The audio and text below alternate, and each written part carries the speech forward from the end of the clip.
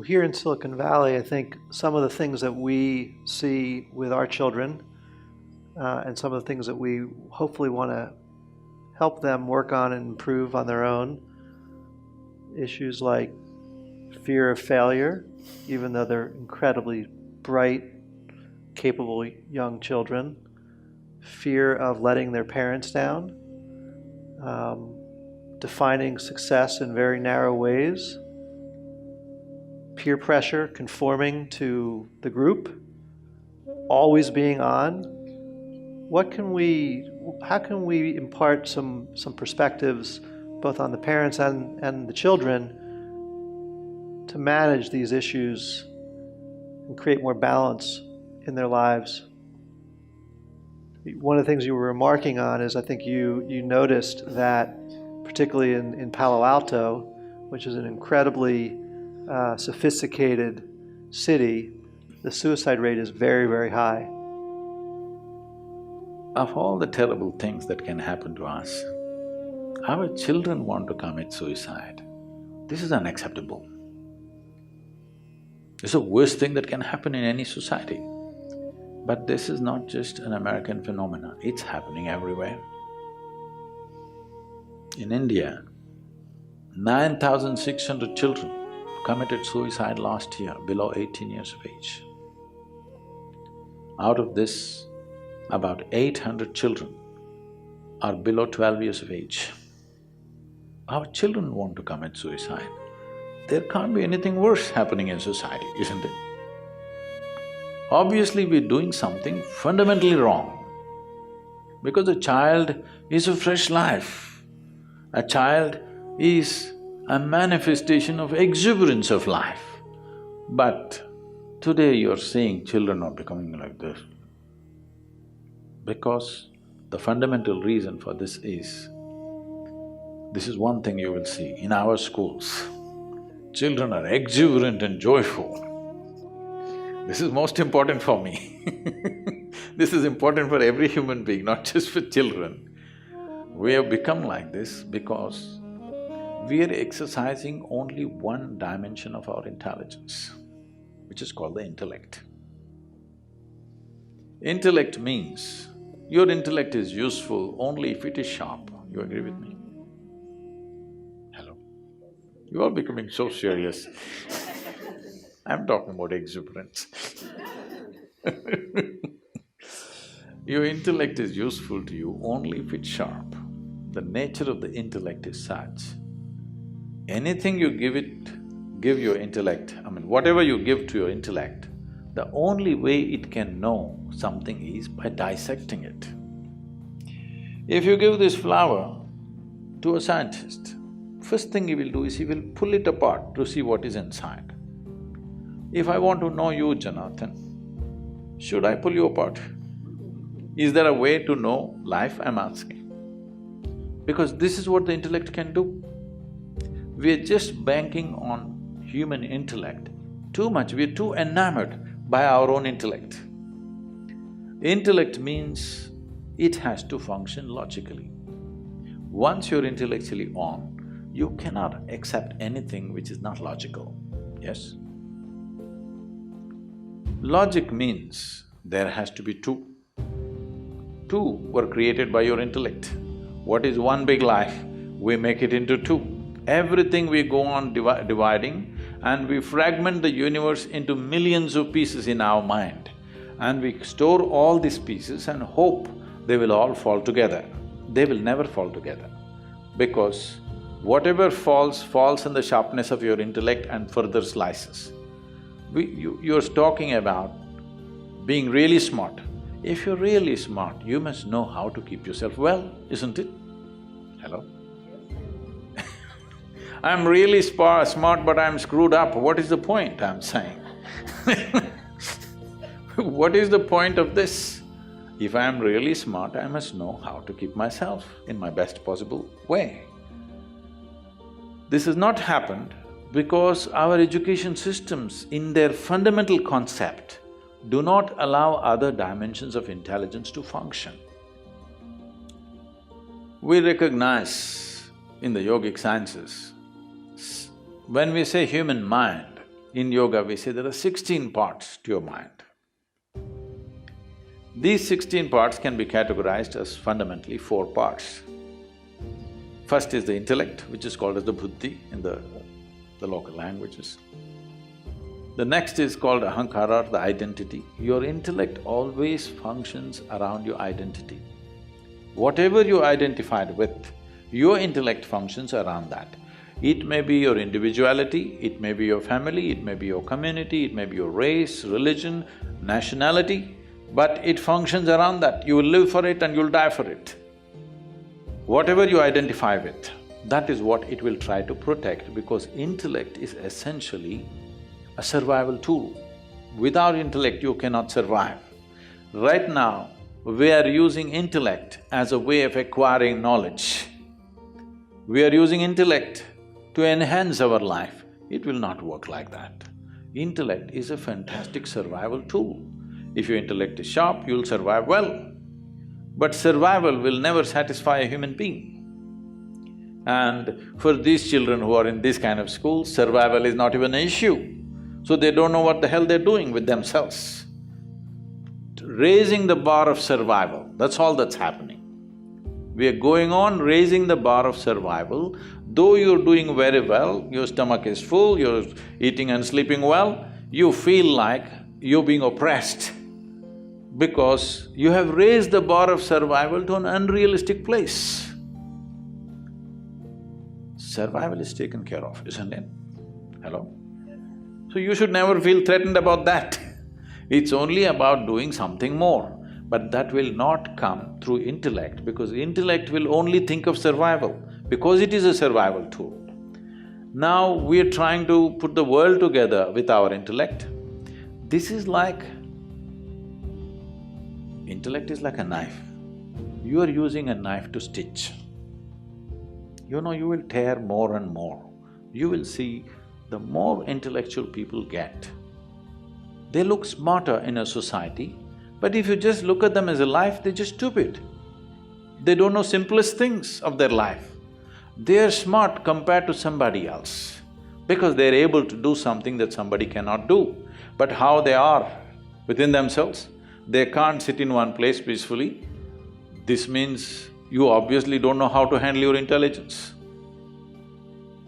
The only problem with most human beings is, people do not know how to handle their own intelligence. Well, they have exotic names for this. They call it stress, they call it anxiety, they call it depression and many varieties of depression and madness and whatever. But fundamentally, you don't know how to handle your own intelligence. If you do not know how to handle the most vital aspect of who you are, which is your intelligence, which sets you apart from every other creature on this planet, it's a disastrous life. How can this be a smart life, I'm asking?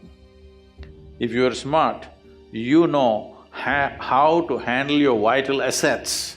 One of the greatest assets that we have as human beings is, we have a cerebral capability that no other creature has. But we have not taken charge of it, it works against us. This is because you have a car with 4 wheels, but you want to drive it on 1 wheel. It's very stressful. It's bound to be stressful. The other dimensions are not used. The second is called ahankara, which is the identity. This is very important, how an identity is set up. I see in these cultures very strong identities about religion, about race, about nationality, and maybe a football club or a basketball club. They are so strongly identified. This will not allow things to happen. One thing traditionally in India we set up is, which is unfortunately vanishing today because we have taken to English education. Traditionally, when a child has to start education, first alphabet he has to learn means, first he is told, your identification is with the entire cosmos. Aham Brahmasmi, he's taught. He's made to utter a mantra which means, I'm everything. Because education is seen as an empowerment. You should not empower a human being who has limited identifications. If you empower somebody with limited identity, he will cause damage to everybody else who are not in the ambit of that identity. This is what as nations we are doing. This is what as race and religion we are doing to each other, isn't it? Every day this is happening. When somebody else does it, it looks ugly. When we do it, we are justified because everybody has their own logic. Let me take an extreme example because I have a way of walking into trouble. Right now, one thing that bothers everybody is what is happening in the Middle East, this ISIS, whatever, okay?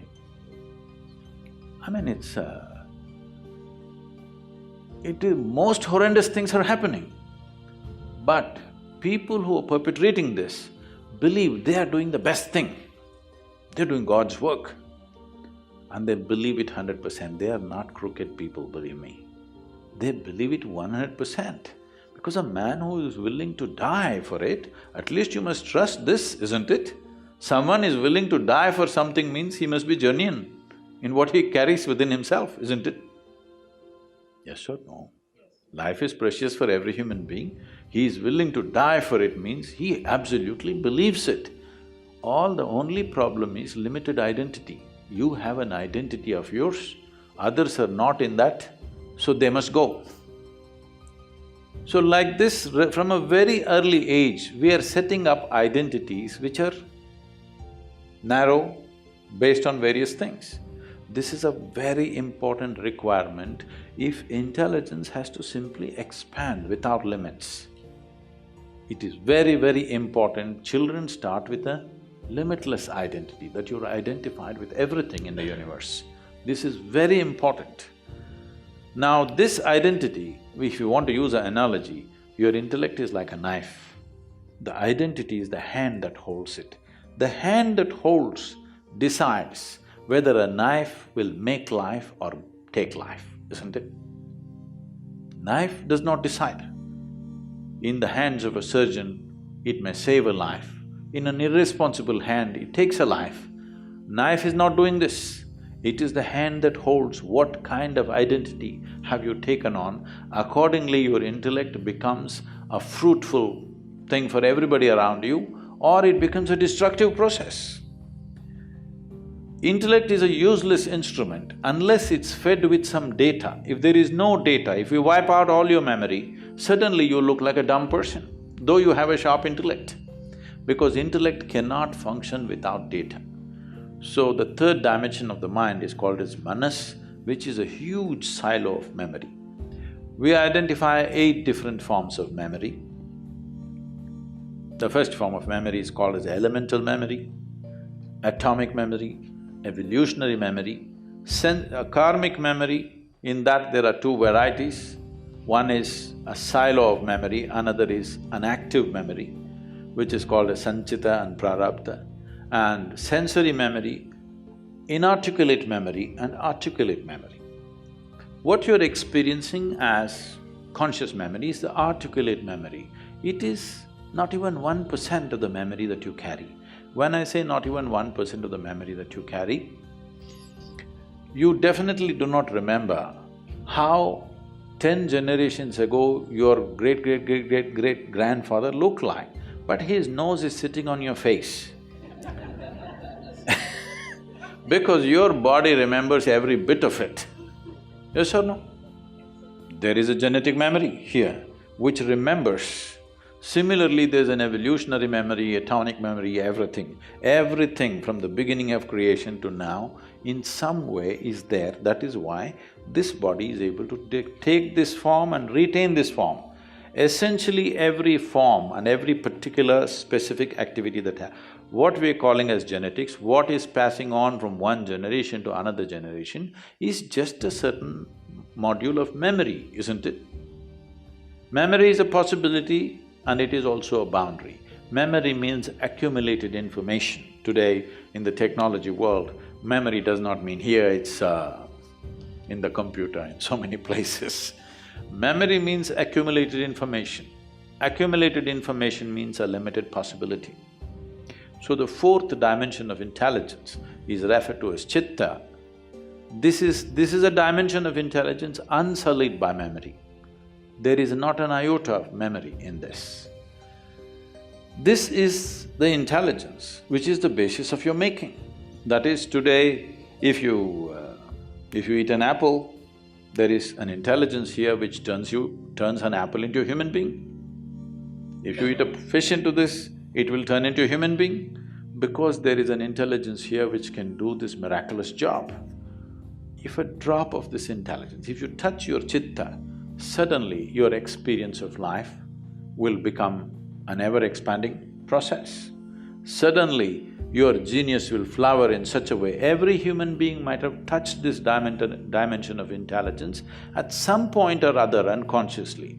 But the important thing is you're consciously able to bring forth, this must come into our children. If we are interested that the next generation should be way better than who we are, it's important that they touch a dimension of intelligence that we did not access.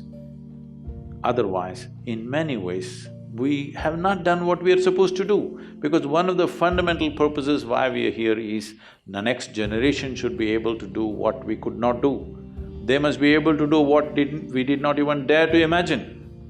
Not in terms of doing freaky things, but in terms of doing something well beyond our capacity to do things, isn't it? That can only happen if we touch this dimension of intelligence, otherwise intellect is a trap. Intellect is good for survival because it only goes from the accumulated memory, beyond that it cannot expand. Here and there, every human being might have touched this dimension of intelligence, but are we creating a system through which we can constantly access this? That's a big question. Only then human genius will flower.